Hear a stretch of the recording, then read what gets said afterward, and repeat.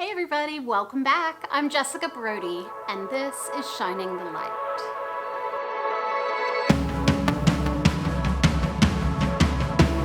So last week I shared with you one of the most uplifting scriptures when we're going through something difficult and we know that God has a plan, but it just hasn't happened yet. Or we're going through something hard and we want the situation to glorify God and we're scared. And that is from Romans 8:28. I'm reading today from the Common English Bible, which is my favorite one. It says, "We know that God works all things together for good for the ones who love God, for those who are called according to his purpose." He works all things together for good. We don't need to know the orchestrations. We don't need to know how all of it's done. He just makes it happen, and we just need to trust his hand in all of it. So it's one thing to be afraid when God's not making something happen, or wondering if we're doing it wrong, or if maybe our plan isn't in alignment with his, or we're afraid or something like that. But it's a whole other thing when we don't understand that God has a plan to begin with. And that can be scary, I think, for a lot of people. Every once in a while, I feel like I get a glimpse at life as though I'm looking through God glasses. It's like these eyeglasses or sunglasses that I put on, and it's like I can see the world through his perspective. Obviously, I could never see big enough to really see in God's perspective, but I get a glimpse sometimes of what his grander vision is, and it's enough to just help me just push forward courageously, knowing that, I've gotten a glimpse of it, I've gotten a glimpse of his vision, and now I'm just going to walk obediently in whatever that looks like. But in real life, a lot of times we have absolutely no idea what that vision is. We're just walking blindly. And that is what requires, I think, great faith. And so today I want to share with you about another really upsetting story from the Bible, but one that has such a beautiful ending. It's the story of Joseph from Genesis. Joseph was the favorite son of Jacob. Jacob was the son of Isaac, who was the son of Abraham. And with his first wife, Leah, who was Rachel's sister, Jacob had a bunch of other sons. And then with his second wife, Rachel, the woman he truly loved and sought after with all of his heart, he had Joseph and his brother. And Joseph was his favorite. He was so much his father's favorite that his father gave him a special coat.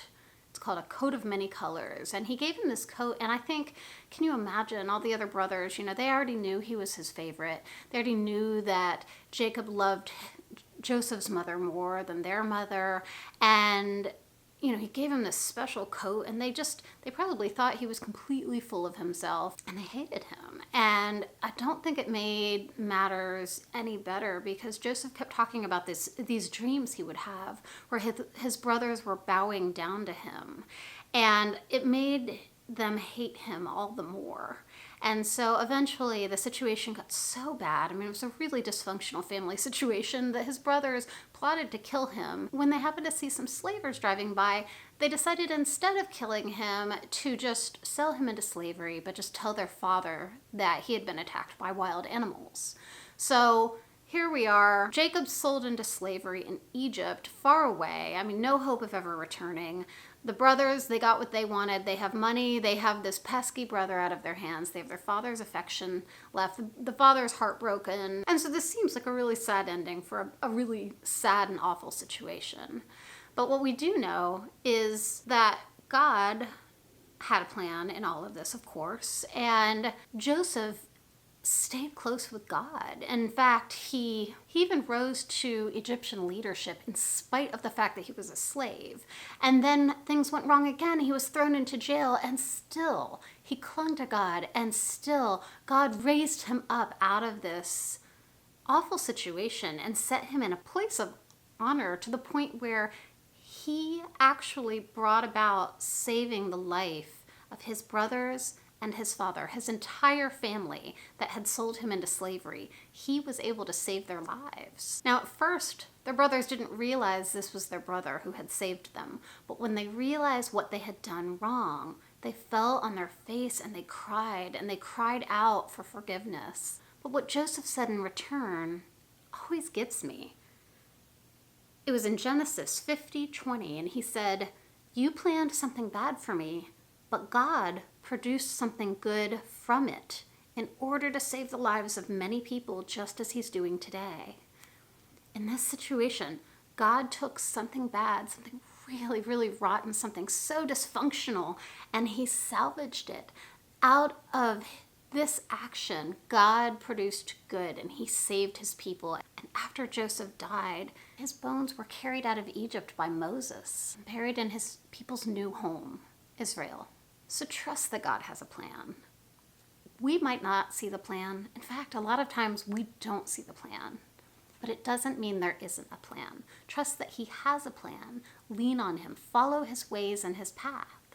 And he will orchestrate it all so that somehow, some way, good comes out of it. This topic for today, trusting that God has a plan, this is one of 10 topics that's in my free ebook that I wrote. It's called A God-Centered Life. 10 faith-based practices when you're feeling anxious, grumpy, or stressed. And the book is free for anyone who signs up for my weekly blog. So if you're interested in just reading a little more about this or downloading this free ebook, head on over to my blog, which is at jessicabrodie.com, enter your email address, and not only will you get my blogs and other devotionals every week, but you'll also have this free ebook for yourself to enjoy. That's all for this week. Have a great day. God bless you, and keep on shining the light.